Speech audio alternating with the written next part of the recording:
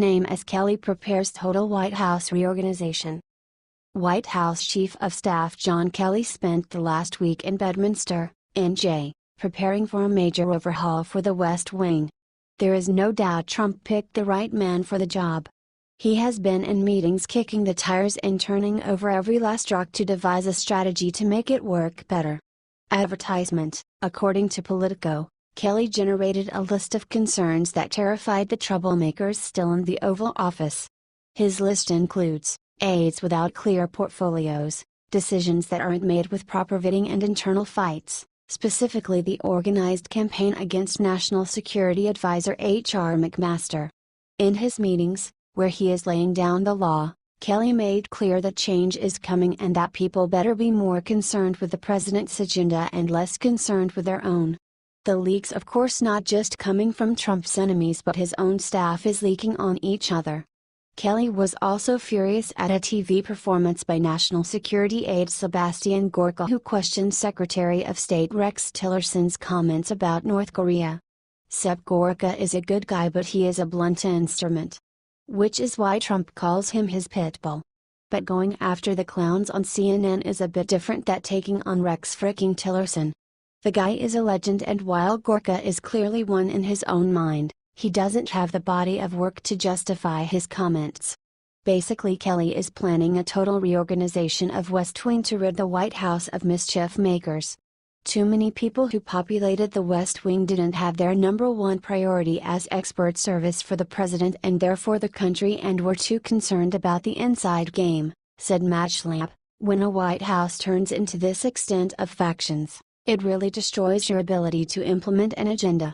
Schlapp is a former aide to President George W. Bush who knows what he is talking about and leader of CPAC.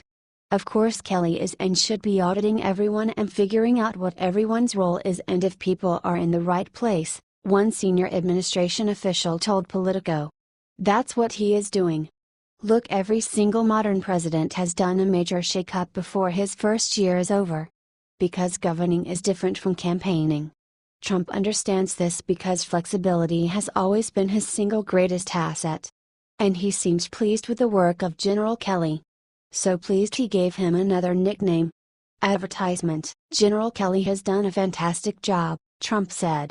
Chief, I call him Chief. He's a respected man, he's a four-star general from the Marines, and he carries himself like a four-star from the Marine.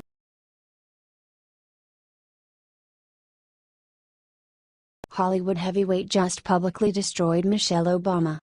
Obama was the biggest fraud that ever lived in this country. Of course, that his wife Michelle Obama won't be so different than him. She often now talks how she served great as a first lady, but we all know that this is a lie. She did nothing but spending the tax dollars on her lifestyle. After seeing how people are not buying her words anymore, she decided to play the victim card. Michelle changed her opinion fast, and now she tells the country how being the first lady was hard for her. One of the people who refused instantly to co-cry with her was the Hollywood actor James Woods. Daily Century reports, last week, Michelle gave an interview in which she whined about the racism she faced as First Lady. The shards that cut me the deepest were the ones that intended to cut, Michelle told. Knowing that after 8 years of working really hard for this country, there are still people who won't see me for what I am because of my skin color. It is unbelievable how these people use their skin color for everything they do. Oh, and also the lies that she worked hard? We are not buying it. Daily Century issues. Keep in mind that this is the same woman who once said that she was never proud of the USA until her husband was elected president. After hearing Michelle's whining, Woods immediately fired back on his Twitter page. Woods and all those who share the same opinion are right. We won't be sorry for this lady's actions at all. Both she and her husband are not the ones who say they are. You need to stop giving these people such a big support. They do not deserve it. They never even cared about.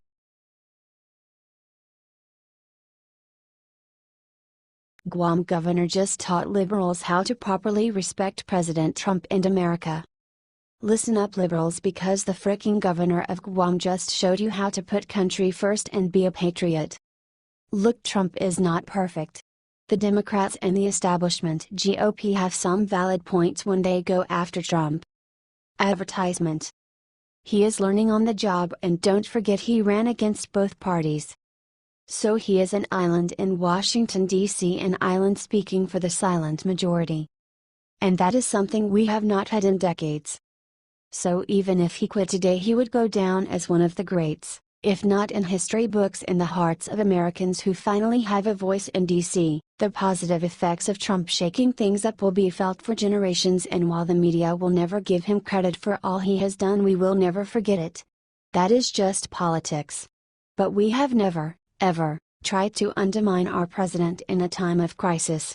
Never. Ever. We even came together for Bush's debacle in Iraq. But not this time. Not with Trump. Such is the left and GOP's hatred for Trump. They will risk our security for their cheap, short-term political gain. We all know Trump has a different style that some find loathsome.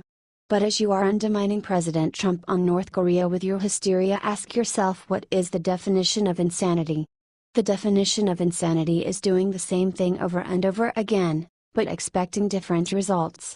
Since Bill Clinton through George Bush and past Barack Obama, we have done the same thing with regards to North Korea. It hasn't worked. In fact, our insane behavior has made it much worse. So what do we have to goddamn lose by trying Trump's unorthodox way? He can't fail any worse than Obama and Bush, etc., so lay off the guy while he deals with this crisis. Don't mount your protests over his words, for he is negotiating with a madman, no less. America demands we come together in a time of military crisis, and we always have. Don't let this be the epitaph of the failed establishment. For it will not age well. And will haunt you forever. If you need a guide to how to be an American patriot who rallies, not runs from the flag, I give you the governor of frickin' Guam. I just got off the phone with Chief of Staff General John Kelly and with the President of the United States of America. They called me from the White House this morning and both assured me that the people of Guam are safe. In the President's words, they are behind us 1000%. As the head of the government of Guam, I appreciate their reassurances that my family, my friends, everyone on this island, are all safe. God bless the people of Guam, and God bless the United States of America. He is in the line of fire and is standing with America and Trump.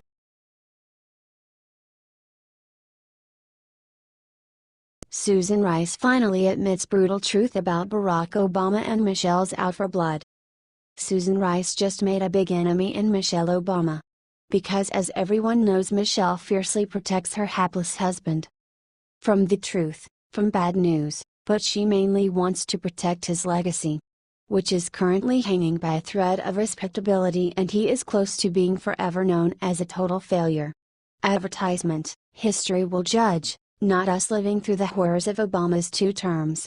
But some things are so obvious, so true, that history doesn't have to wait for a final verdict. Which brings us to Barack Obama and what he didn't do in North Korea. To be fair to the bumbler Obama, George Bush and Bill Clinton also took the coward's route and kicked the can down the road.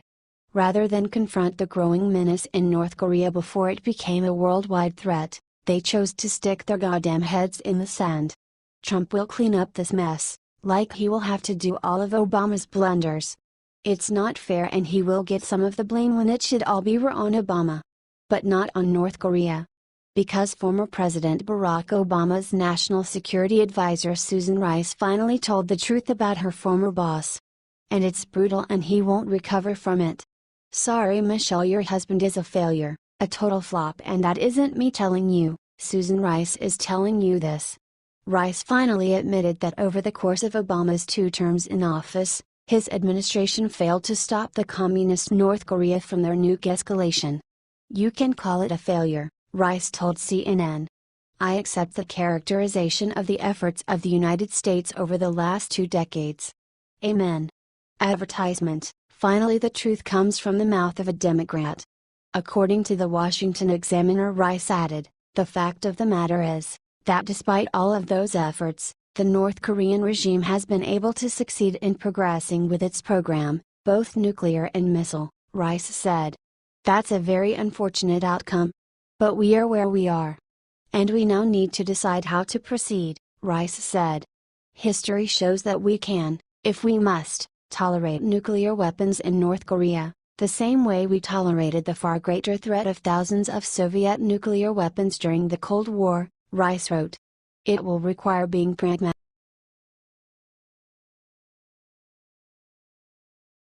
Scott Baugh bitch slaps Rosie O'Donnell after she apologizes to Kim Jong-un for Donald Trump. Thank you, Scott Baugh. From every America, or every smart American, we thank you.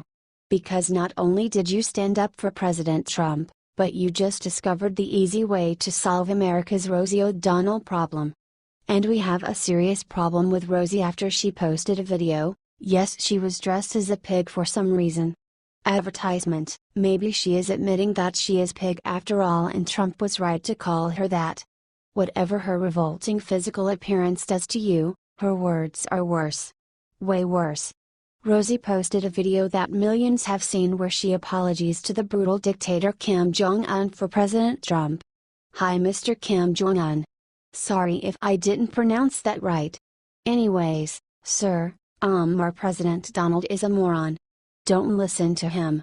We don't. She's apologizing to Kim Jong-un for a sitting American president's tough talk with North Korea. This is beyond repugnant. What do you think Rosie Obama's strategy worked with North Korea? Not even a liberal dressed as a pig believes that. Reaction was swift and brutal. James Woods took a swipe at Miss Piggy. But the best of the millions of outraged responses to Rosie came from Scott Baugh.